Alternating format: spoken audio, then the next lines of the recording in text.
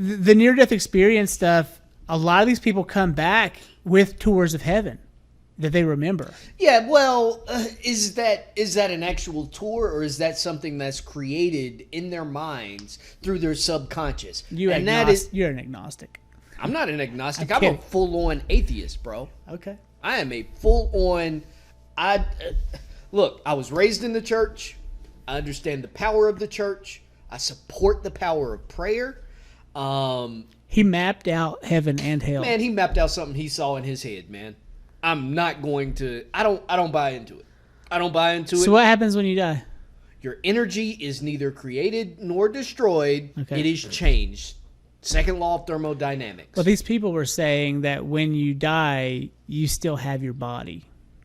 That they would see people walking around wearing T-shirts and jeans, or if they chose to, they could wear like a tunic. If they chose to, they could wear whatever they wanted, but they still had their bodies. So here's my thought on that, right?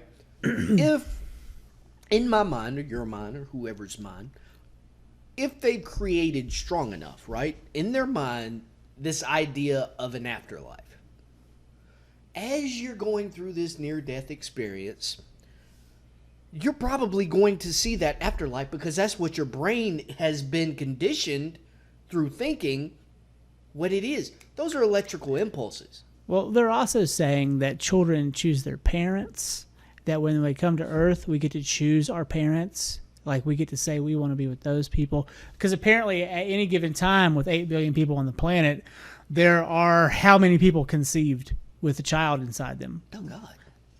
Probably millions of people. Right. And so there are also, according to these people with near-death experiences, they're saying that there are also millions, if not more, souls who are competing to be a part of my family or your potential family. What type of competition are we talking about? Is this Hunger Games? I don't know, man. When I shoot sperm, thousands pop out and they race. I think it... I mean, that's what... No, you're right. It's crazy, but it is a competition. Sure, it's a competition. So all these souls put in they throw their hat in the ring for that potential family, but then it's a foot race. Like it's like, I don't know. It's crazy. It's crazy. Look, man. At the end of the day, and this is what I'll say to anybody: I don't know. You don't know. None of us know, because guess what? None of us are coming back after we go. It's true. None of us are coming back. If we're really gone. I have this weird conviction, though, where, like, I used to have faith to believe that there was an afterlife, but then at some point after 1 or 2 mushroom trips, I just knew God was real.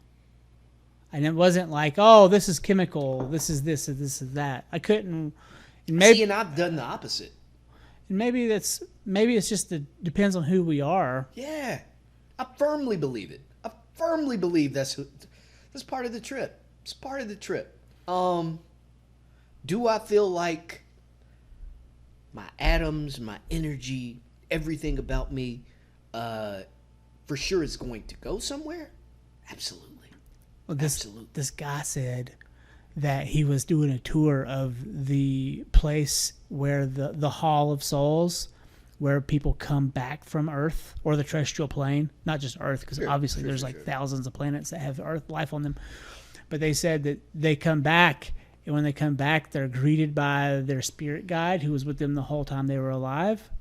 And then they take them to the garden where all of their family and souls reunite with them. And that's people who weren't even like with them on the earth when they were here. It's like their whole family of souls was there waiting for them.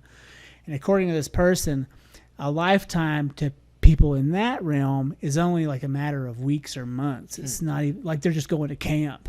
Have you ever done salvia? No. This is what this reminds me of.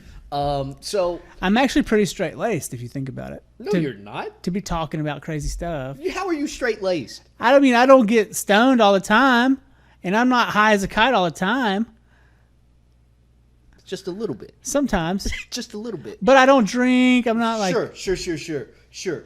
I don't do hard drugs. I don't like go out and try to seek... I'm not seeking ayahuasca. Scary shit. I mean, I would do it. But, I wouldn't. Fuck that. But I'm not in a position where I feel like I've been called to do it. Does that make sense? Yeah. I felt like I was called to do some salvia one time. Did you do it? I did it. And It felt like I lived a lifetime while I was on this literally 10-minute scenario. what happened? I can't even recall it. My brother got me on video though, and it was the scariest thing. Like I just was like, "Ugh," and I fell out. You weren't really even saying anything, but in your mind, you're like, In my mind, I was going through this entire like lifetime journey. were you seeing your own life or a different life? No, it was me. It was me. What's weird to me, like when I look at parallels in our culture and like what we do versus like what they say is happening on the other side, I hop on Mario with my daughter and we die like 50 times and we laugh. Yeah.